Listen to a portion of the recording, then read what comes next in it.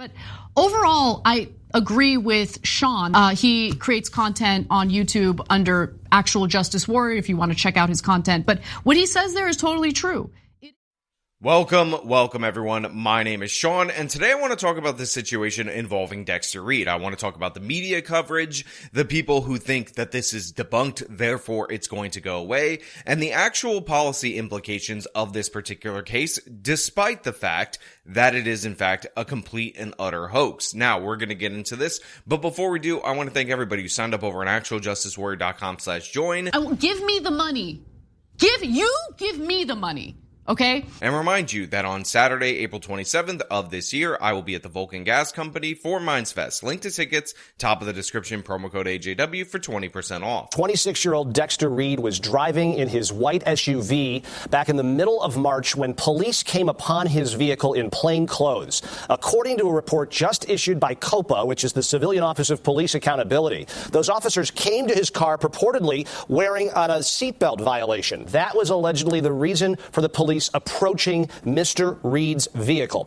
What happened in the ensuing 90 seconds is 96 shots were fired within 41 seconds of time. There is an exchange, and we're about to play this for you. We have edited out some of the vulgarity from the exchange. This shows the officers coming up on Mr. Reed's vehicle, asking him to come out of his vehicle. COPA today is saying that, and I want you to think about this as you're watching it, that it appears Mr. Reed fired first. So the way that people tell the story of Dexter Reed is that this was George Floyd 2.0. This was somebody who is portrayed by the media as an innocent angel black person who was just killed for no reason by the police. But then we found out through the body cam footage that Dexter Reed did in fact shoot at the officers first. Thus, the shooting against him was obviously justified. And people make fun of headlines where they talk about the nearly 100 shots that were fired in the direction of Reed, despite the fact that Reed fired 11 shots upon officers for routine traffic stop, has a lengthy criminal history, and obviously, again, engaged in this lethal battle with police and lost. And some people will point to the mother fainting at a press conference when she was saying he was just innocently driving around, and they think that they won the case. I'll show you that video right quick, and then we'll come back around to this. Hello, everyone. Thanks for coming. I just miss my son. I'm hurt. I'm sick. I feel like I've been shot. My insides is burning up. Why they did that to my son? They didn't have to do him like that. I love my son. He's a good kid. He played basketball. He always had something to do every day. He wake me up in the morning and he fixed me food. He would show me how to cook his stuff. And he tell me, Mama, you eat something and stuff like that. When I didn't feel good, he say exercise. He bought a Peloton bike for me to exercise. And he was a good kid. And why they did him like that, I just don't understand. What is wrong with the police is why they doing all these kids, pulling them over with for no reason. All these kids, illegal stuff, they don't do nothing all the time. They just be outside trying to find their way. He had just bought his new car 3 days before that. And he was just riding around in his car. He said, Mom, I'm going for a ride. And they killed him. They killed him. They killed him. Now look, I'm not going to make fun of the mother in this particular instance because regardless of what Dexter Reed did, regardless of her horrible framing of this situation, of what I consider to be the outright lies surrounding this particular case, that is in fact her child, so I understand the grief, and even though it might seem a little bit dramatic, anybody who's lost a child or knows anybody who's lost a child might expect some dramatic behavior. So I think it's important to give a little bit of grace in that situation, despite the fact that people think that that video looks comedic. Enough! America! America! America! How come y'all hate us so much? How come y'all hate us so much? We doing everything. We did everything y'all told us to do. Put your hands up. Put them up. And y'all still shooting us. Now look, obviously, the video evidence of this particular case, and by the way, good on the Chicago Police Department for releasing said video evidence really early on this particular case, defeats the narrative put forward by the left wing in terms of the factual realm. They claim that he was an innocent angel, they just stopped him for no reason, possibly evil white racism, and then they fired upon him for no just cause, and they ultimately ended up killing him, and it is yet another instance of an innocent angel, unarmed black person being gunned down by the police because the police are evil white racists. Even when they're not white police officers, they're infected by evil white racism, and so on. But the thing is, I've actually seen this movie before. I've seen a case being put forward by the mainstream media of an innocent angel victim, and this innocent angel victim ended up being proven by the body cam footage to have a weapon on him. The shooting in that particular case was justified, and then there were policy proposals that were put forward that should have been shot down, that should have been shut down by the fact that the video evidence didn't align with the narrative. But guess what? That is not what happened. And of course, I'm talking about Adam Toledo, the 13-year-old that, according to the original initial reports, was an innocent angel that just was stopped by the police, threw his hands up, and then the police shot him for his trouble because, gosh, the police are full of evil white racists and their evil white racism. Now, of course, when you watch the surveillance video, when you take note of the fact that this shooting occurred at, I believe, 2:30 or 3:30 in the morning, obviously there's some suspicious nature to the narrative that was surrounding this particular case. In fact, in said surveillance video, what you see is Toledo, nicknamed Little Homicide, was out with an older individual. They were firing a gun on a street corner in Chicago, possibly trying to kill someone, and that's what initiated the police to go to that particular area.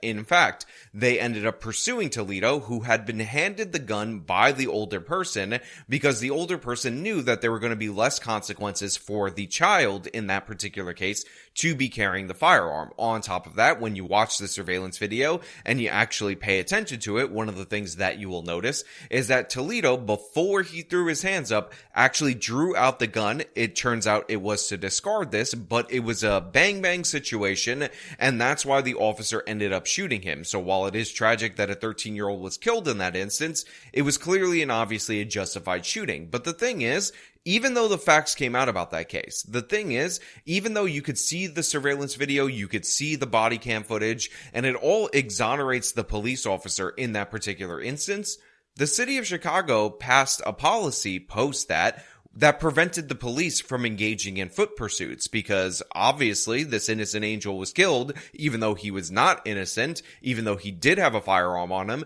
even though he was running from the police, even though he did draw that firearm, but that didn't change the downstream effects of the initial narrative. And what a lot of people don't realize is that this particular case, the Dexter Reed case, may be a hoax. It may be factually debunkable. In fact, it is a hoax. It is factually debunkable. They're doing all the same dirty tricks that they normally do, where they show you a high school graduation photo of somebody who is 26 years old. They don't show you any of the mugshots or how he looked to this day, so you can see who this person actually is. And they try to obfuscate over and over again because what they're going to do based on this is push to ban traffic stops. They're going to try to restrict them, which is something that they've attempted to do with other hoaxes across the country. I mean, how many times have we heard people on the left wing try to use individual cases to say, why are police even armed in traffic stops? Even though this is a perfect example of why a police officer would be armed in a traffic stop, because you never know when you pull somebody over for a routine traffic violation, whether or not that somebody, that individual, is going to make it anything but routine. In fact, there was an NYPD officer that was just killed in New York City in Jamaica, Queens, because he pulled over somebody who was idling in a bus stop, and that happened to be a car that contained two individuals that were armed with guns, ready to probably rob the T-Mobile that they appeared to be casing, and that ended up costing Jonathan Diller his life. America! America! America! How come y'all hate us so much? Enough. There's no more need for investigations. The video clearly shows they shot the man on the ground. They jumping out gang banging with hoodies, with hoods on. America! America! America! How come y'all hate us so much? We're doing everything y'all told us to do. Now again, the body cam footage is absolutely clear. It's absolutely obvious. Anybody can see it for themselves. And in fact, in this 10-minute long local news segment, which I will link in the description, and I'm only going to use it sparingly because obviously if you show certain snippets of certain bits of footage, the YouTube gods will punish you for that. After they lay out the facts and give you the obvious truth that this was in fact a justifiable shooting, they have a statement from a police accountability office. And that statement is completely asinine in every way, but remember, the policy implications are based on the narrative, not based on the actual facts of the case. Quote, they don't get a pass if the evidence shows that Mr. Reed did fire first. That doesn't mean like game over, you know? We stop here, said Fairley. There's still a lot that needs to be figured out. Quote, literally each bullet that was fired has to be justified, said Fairley, now a professor of law at the University of Chicago. Now, there's also questions about the seatbelt violation as the pretext for the stop. Quote, if they see someone make a traffic violation, they can stop that car, even if the real reason that they want to stop that car is something entirely different. Now, that's the former head of COPA. The current head of COPA is saying that the tinted windows actually make it incredibly difficult to believe that the police officers engaged in the stop of Dexter Reed without any other additional purpose, because how would you be able to see that unless the window was rolled down? But you can pull somebody over for tinted windows, so maybe the seatbelt violation is something completely different, but it is important to understand that they are questioning whether or not this stop was legitimate, and they're questioning whether or not the police, by the way, were 5 ununiformed police officers were pulling him over for a completely different reason. And based on the criminal history, this might actually make sense. So we're going to find out more about that later, but just remember that ambiguity is where these activists love to live. Quote, if the officers claim that the justification for the stop was a seatbelt violation, and then evidence shows that it's not really possible they could really have seen that, that means they weren't being truthful, Fairley said. And that's obviously a serious rule violation. The rounds that the Chicago police fired are something COPA will be asking officers to explain. Now, to be clear, while the shooting appears to be completely justified, Dexter Reed fired upon the officers. He chose to engage in mortal combat with them.